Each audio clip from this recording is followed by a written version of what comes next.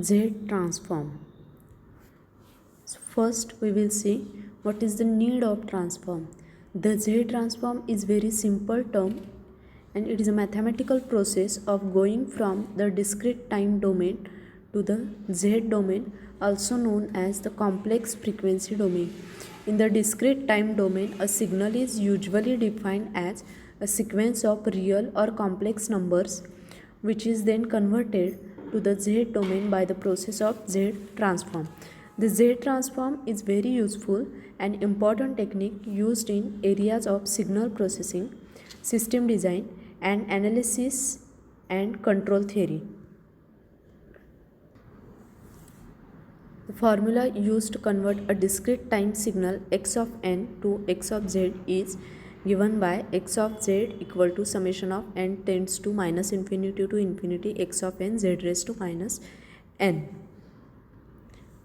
So in mathematics and signal processing, the Z transform convert a discrete time signal and it is a sequence of real or complex number into a complex frequency domain representation. It can be considered as a discrete time equivalent of the Laplace transform. So why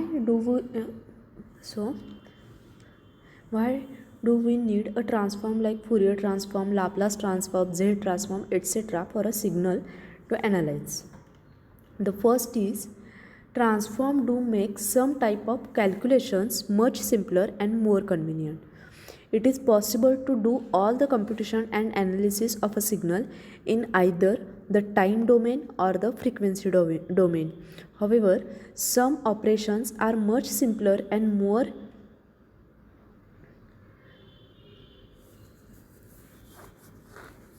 much simpler in one than other. This can be illustrated with something as simple as RC low filter. If it is on the input of the signal that we are measuring, then we want to know how long of the delay it adds for the result to settle within some error of the input signal. That is best done in the time domain by writing the equation of the output signal in response to a unit step input. This could be done in frequency space, but it would be quite convoluted and we would have to express some of the things inherently known in the time domain in frequency space. On the other hand, if this is an audio application, then we may want to know how the filter affect the amplitude of different frequencies. This is most easily done by expressing the filter in frequency space. The response to any particular sign input could be computed in the time domain, but it will take much more computation and not be as initiative. So, both time domain and frequency space are whole and consistent ways of looking at a signal, but each gives a different insights and make different types of problems harder or maybe easier.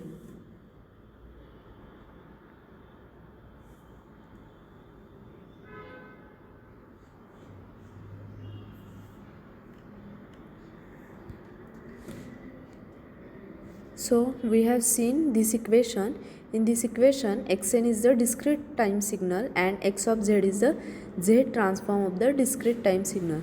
The z transform is essentially a discrete version of Laplace transform and it can be useful in solving different equations. The discrete version of differential equation, the z transform maps a sequence f of n to a continuous function f of z of complex variable z equal to r e raised to j omega j. Z transform is an extension to DTFT, that is discrete time Fourier transform. To first make them a converge, second to make a lot easier, and it's easy to deal with a z than with e raised to j omega.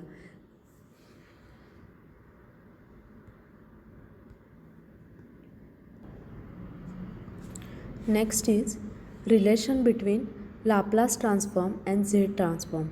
We employ the Laplace transform in DSP in analyzing continuous time system.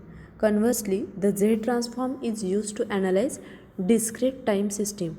The Laplace transform converts differential equation into algebraic equation, whereas the Z transform convert difference equation, that is discrete version of differential equation, into algebraic equation. The Laplace transform maps a continuous time function f of t to f of s, and which is defined in S plane. In S plane, S is a complex variable which is given by S is equal to sigma plus j ohm. Similarly, the Z transform maps a discrete time function f of n to f of z, and it is given by this equation, that is z equal to r e raised to j omega. The unilateral or one-sided Z transform is simply the Laplace transform of an ideally sampled signal with substitution of this equation, that is e raised to st, where what is t? Capital T is nothing but the 1 by fs, which is nothing but the sampling period in unit of time like second, and fs is the sampling rate, that is samples per second in hertz or hertz. So both the transforms are integral transforms. Actually, the process of sampling convert the Laplace transform of a signal into a signal described in the transform conjugate domain by the Z transform. Therefore, it is more useful to explore the relationship between Z transform and Laplace transform, as both can be used to determine stability, and the Fourier transform is really not used in stability analysis. This is because with the other two transforms, each can be totally described by its poles and zeros and the residues at the poles, as the domains are two-dimensional. Poles and zeros are not applicable to understanding and the application of Fourier transform because its domain is one-dimensional. So the Z transform, like the Laplace transform, is an mathematical tool for the design, analysis and monitoring of the system. The Z transform is a discrete time counterpart of the Laplace transform and a generalization of Fourier transform of sampled signal. Like Laplace transform, the Z transform allows insight into the transient behavior, the steady state behavior and the stability of discrete time system. A working knowledge of the Z transform is essential to the study of digital filter and the system. The Z transform is the discrete time counterpart of the Laplace transform. So, the next part is relationship between Fourier transform and Z transform. Relation between Fourier transform and Z transform. There is a close relationship between Z transform and Fourier transform. If we replace the complex variable Z by e raised to j omega, then Z transform is reduced to the Fourier transform. So Z transform of sequence x of n is given by this equation, that is xz equal to summation of n tends from minus infinity to infinity x of n z raised to minus n. This is the definition of Z transform which we have already seen. Fourier transform of sequence x of n is then given by x of omega equal to summation of n minus n tends to minus infinity to infinity x of n e raised to minus j omega n. The Laplace and the Fourier transform are continuous, that is integral transform of continuous functions. The Laplace transform maps a function f of t to function f of s of the complex variable where s is sigma plus j omega. The derivative f of t maps to the s f of s. The Laplace transform of linear differential equation is an algebraic equation. Thus, the Laplace transform is useful for solving linear differential equation. The Z transform is essentially a discrete version of Laplace transform, and thus it can be useful in solving difference equation, the discrete version of differential equations. The Z transform maps a sequence of f of n to a continuous function f of z of the complex variable z.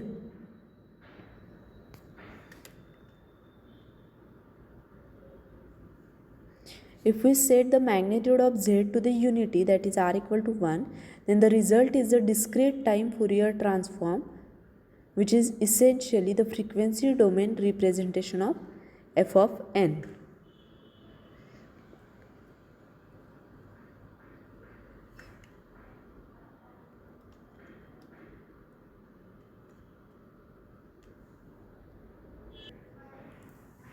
Next is region of convergence, that is ROC of Z transform. The range of the variation of Z for which Z transform converges is called region of convergence of Z transform. The Z transform has two parts, which are the expression and the region of convergence.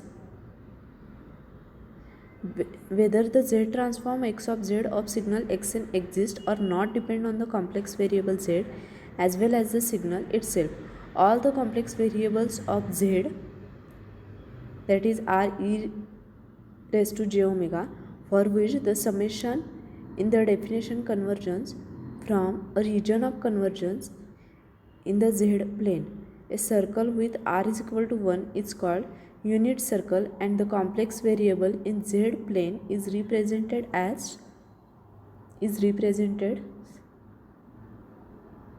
by figure.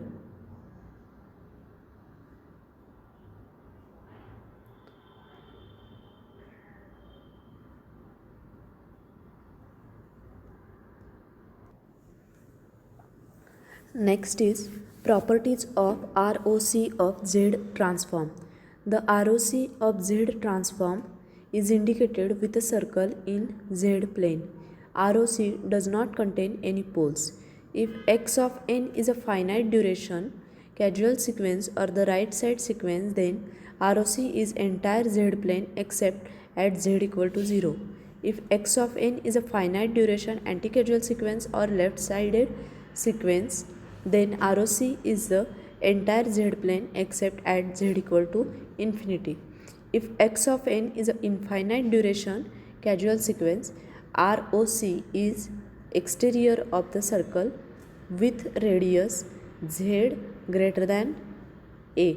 If xn is an infinite duration anti-casual sequence, ROC is interior of the circle with radius z less than a. If x of n is a finite duration two-sided sequence, then ROC is entire z plane except at z equal to 0 and z is equal to infinity.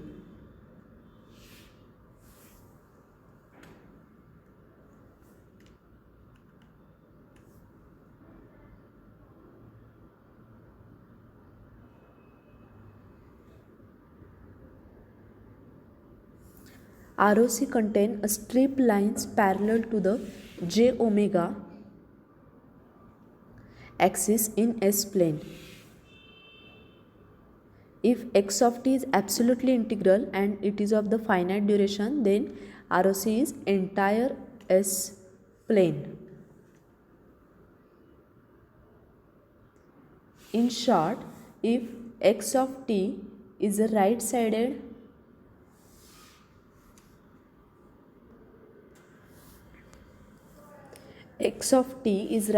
sequence, then ROC is RES greater than sigma 0. If it is left-sided, then less than sigma 0. And if it is two-sided, then ROC is the combination of two regions.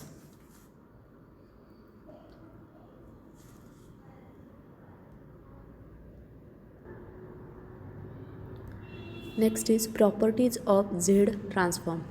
The first property is linear property.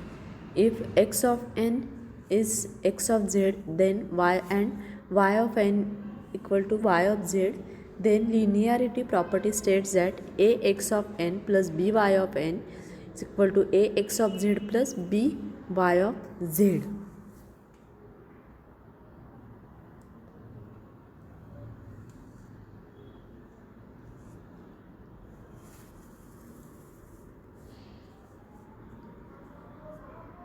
Next property is time shifting property.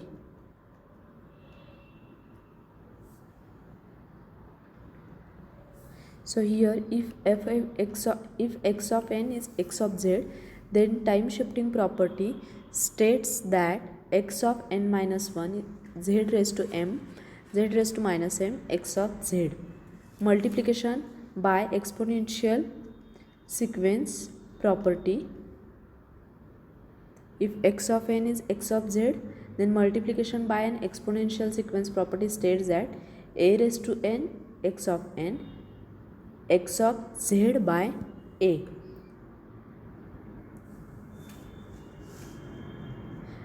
The ROC is the same as the old one except the possible addition deletion of the origin or infinity, as the shift may change the duration of the signal. Next property is time reversal property. If x of n is x of z, then time reversal property states that x of minus n x of 1 by z. Now differentiation in z domain or multiplication by n property.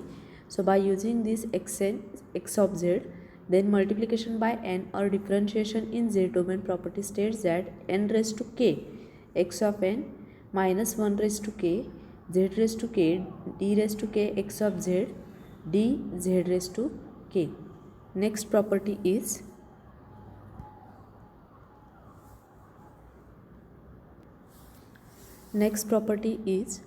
convolution property. If x of n is x of z, then y of n is y of z, then x of n convolution y of n equal to x of z dot y of z. Next is correlation property. If x of n is x of z, y of n y of z, then correlation property states that x of n, the correlation between x of n and y of n is x of z dot y of z raised to minus 1. Next is the relation between pole location and time domain behavior. The zeros of the z transform are the values for which x of z equal to 0, and the poles of the z transform are the values for which x of z equal to infinity. So the equation for x of z is nz by dz, that is equal to the equation x of z equal to nz by dz, which is given by this equation.